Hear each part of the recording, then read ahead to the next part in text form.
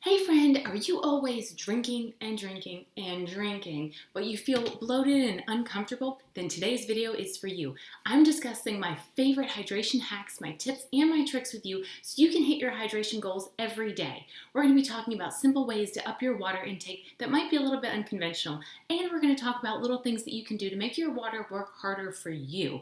I want to make sure you stay hydrated and energized, and these tips and tricks will have you guzzling away without feeling like you're going to float away. So we have a lot to discuss in this video, so let's get right into it. Some days I still struggle to hit my hydration goals. So what better time to share some tips and strategies to help you sneak more water and hydration into your life? When you need to up your water intake even more, especially during the warmer months or when you're working out more, you'll be able to do it without any issue. So let's dive right in. Lesson 13 is all about hacking hydration, the shortcuts and strategies for more H2O. So in this lesson, you're going to learn the top tips and strategies to help you increase your water intake. You're going to learn how to make your water work harder for you and your goals, and why hydration is so important during intermittent fasting, plus a quick review of how to calculate the right amount for you. So here's an overview of some of the super simple things you can do to up your hydration without spending a lot of time or energy thinking about it. What we're after are the quick, simple, and effective solutions that work. So we're going to be chatting about how to use your existing routines to anchor more hydration into your day. We're going to talk about the importance of visual cues to keep you sipping, how to make it a game, this is a great tip if you're competitive, even if you're just competitive with yourself. And we're going to talk about the benefits of swapping out your usual beverages. So let's start with rituals and routines. It's important to tie your hydration to your daily routine because it's easier to add something new when we attach it to something that we're already doing. Like in the morning with your morning routine. You want to start hydrating as early as possible, like ideally as soon as your alarm goes off. So you can keep a water glass or a refillable water bottle next to your phone or alarm. So fill it up the night before and it's ready first thing. You won't even need to take a trip to the sink. You can anchor it to getting ready. So you can make it a game to drink as much water as you can while you're getting dressed or putting on your makeup or packing your lunches. You can grab your water bottle and fill it before you leave the house and hydrate as much as you can on your commute. Whether you're walking, driving, or even taking public transportation, you can hydrate along the way. So the same thing can apply for your PM routine. So when I get home, I usually have time to work out if I didn't in the morning, and I make sure to have another glass of water. Afterwards, if I'm making a smoothie, I'll opt for foods that have a high water content as mix-ins. I also continue sipping water while I'm making dinner. Sometimes it's sparkling water, sometimes it's wine like we've talked about, but I always make sure I'm hydrating along with whatever other beverage I'm having. And then if I spend any time reading or watching TV in the evening, I'll make an herbal tea and make sure I'm sipping along the way. So cooking meals is another great time to anchor in some hydration as well as with your bedtime rituals. So the same as your morning routine. Put a glass of water near your toothbrush. Tell yourself to drink a glass of water before you brush your teeth. So these habits and routines are things that you already do, and they're great anchors to add in hydration. So let's talk about the importance of visual cues. So a visual stimulus, like a water bottle on your desk or a screensaver that's a beautiful blue ocean, can be super useful. It's even easier to stick with new habits when your environment nudges you in the right direction. So leave your water bottle on your desk if you can, or near your computer, or anywhere else as a visual reminder to stay hydrated. All right, so what about making it a game? So this one might sound really silly, but allow yourself to have a little bit of fun because this can help reinforce some new habits. And if you think of them as fun, you're more likely to follow through with them. So for example, I try to drink 8 ounces of water before the microwave finishes. Or if I'm out to eat, I try to drink a glass of water before my food arrives. I like to think of it as a little race against the clock. I know it sounds silly, but it totally works. And if you use a water intake app or a hydration tracker, you can try to stay ahead of it. All right, so swapping out your go-to beverages. All right, does this sound like you? You get ready to leave the house running errands or a grocery store trip, and you make a drink to go. Or you're out shopping and you grab a Starbucks or a Dunkin's to tote around with you. If that sounds like you, it's time for a change. So consider toting your water bottle around instead of that caffeine and sugar-loaded option. It'll up your hydration without sabotaging your wellness goals. And if you can get out of the habit of purchasing a drink every time you're out and about because you already have your hands full with your water bottle, your bank account will be just as happy. So now, if you want to get techie, you can give your water bottle an upgrade. I'm a huge advocate for reusable water bottles, and I hate plastic waste. So obviously investing in a quality water bottle that doesn't leak is super important. And if you're in the market for something advanced, treat yourself to a smart water bottle.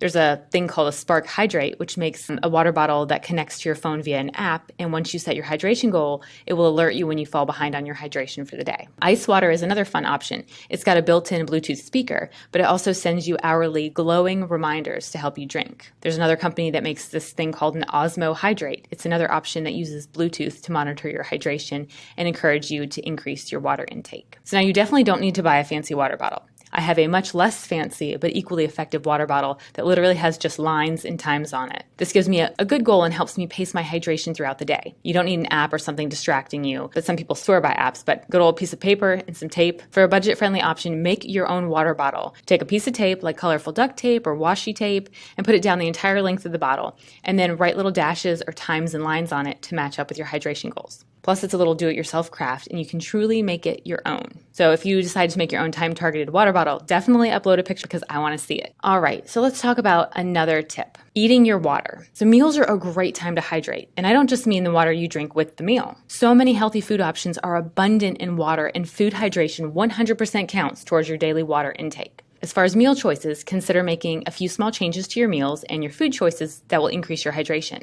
Many of the foods that are part of a healthy diet also have a high water content, so don't forget about the passive hydration you get from these dietary choices. They absolutely count towards your hydration goals. I try to pick foods that are seasonally fresh and have a high water content when I'm grocery shopping and I'm planning my meals for the week. So I've attached a PDF with popular high water content foods based on some information I found on nutritiondata.com. And these are great options to consider when you're meal planning. So you'll be able to find the PDF of high water content foods right where you're already watching this video. It's by no means an exhaustive list, but it's got tons of solid choices, and it should give you some idea places to start and great ingredients to add to your next meal. So making your water work harder for you. If you're in the middle of your eating window, go ahead and make your water fancy. Jazz up some plain water and you're more likely to drink it, right? So depending on whether you're fasting or eating, it doesn't have to be plain water. I like to make spa water. Just add a couple pieces of fruit, such as lemon slices, mint leaves, strawberries, even cucumber slices, to your water bottle in the morning. And by the afternoon, when it's time to break your fast, the flavor will have infused and it'll be a nice little treat. It's a great way to make water more interesting. So if you're tired of water and tea, consider having coconut water or a fresh green juice during your eating window. Both are packed with antioxidants and electrolytes, and these are crucial to help you meet your wellness goals. Just make sure you're carefully reading the labels so you can avoid anything loaded with sugar or preservatives. Fresh is always best. With the right additions of minerals and ions, plain water can be a little bit more effective, and it'll be better utilized by the body with a little help from you. So this can be in the form of like electrolytes or ionic beauty water drops. You can even add a little branched chain amino acids to your water if you're during your eating window. So at the very least, I encourage you to be adding a tiny pinch of salt to your morning water. Add it to one of the glasses that you have in the morning. You want to keep your sodium levels in check without taking in too much salt, so try to avoid using any sugary mix-ins such as powder mixes or concentrated fruit drops that flavor your water, even if it is during your eating window. There's some healthier options for flavor enhancers, but you've got to check the labels. All right, the same goes for electrolyte mix-ins and amino acid powders. These are both okay during your eating window depending on their ingredients. So again, be sure to check the labels and make sure they have a low sugar content and there are no artificial sugars or preservatives. Final parting thought for this lesson. And it truly pains me to say this, but consider cutting back your caffeine intake. After reducing caffeine intake for a week or two, your thirst will actually rebound and you'll start to feel more thirsty. You'll even notice that you want to drink more water, and you're better able to tell when your body is getting dehydrated. All right, so reducing caffeine intake allows your thirst and hydration mechanisms to reset. This allows you to better recognize the signals your body is sending. So what does the science say about it? The science says when your body is used to too much caffeine, your thirst signals become blunted, even when you're dehydrated. And how does this work, right? So caffeine actually blocks adenosine receptors in the brain. So instead of the adenosine signaling to your body to slow down and rest, the message is blocked. It actually causes this neural activity to speed up and causes your adrenal glands to produce adrenaline. So adrenaline, among other functions, gives you a boost of energy and increases your attention span. Unfortunately, this excess adrenaline also inhibits your water intake by blunting any thirst or dehydration signals your body is producing. So when you remove the caffeine, your body produces less adrenaline and your body's signals are no longer repressed. So you get clear signals for thirst and you can better recognize when you're beginning to be dehydrated. So if you're having a hard time listening to your body's thirst signals, consider cutting back on your caffeine intake. So let's wrap up. Why so much talk about hydration? Hydration is the key to helping your body function at its best. Water is essential to help your body because it aids with digestion, better absorption of nutrients. More specifically, water helps dissolve minerals and nutrients to make them more accessible for your body. It increases our blood volume, which helps us better circulate our oxygen and nutrients to the entire body. It helps us regulate our body temperature through perspiration and respiration, and it helps flush toxins and debris out of the body. It even keeps our mucous membranes moist and plays a role in the creation of sweat, tears, and saliva.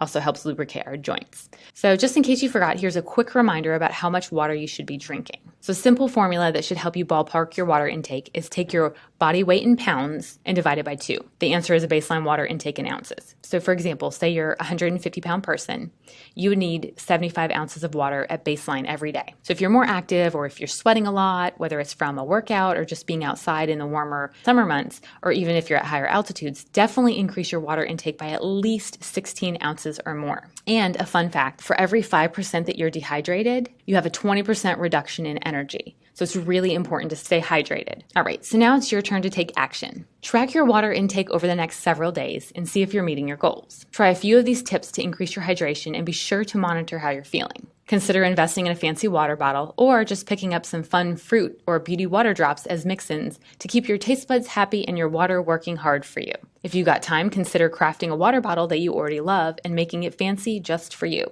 And if you're up for it, take a look at cutting back on caffeine because your body will definitely thank you for it. If you've got a favorite hydration tip or a water bottle upgrade that you love, be sure to share it with us. All right, so there you have it, the best ways to stay hydrated without feeling like you're gonna float away. These hydration tricks and tips will keep you feeling your best. We know that the more hydration that we have on board, the more energy we have and the better we feel all day. So I hope you take some of these tips and tricks to heart. Please let me know if there's anything that you're already doing to make your water work harder for you, as well as your tips and tricks to help increase your hydration throughout the day. As always, I truly appreciate you for watching my videos. If you like what you see, give it a big thumbs up. Consider subscribing if that's something that speaks to you. As always, if you know anyone that might benefit from these videos, please feel free to share my content with them. And if you have any tips or questions, leave them in the comments below. Until next time, have an amazing day. Aww.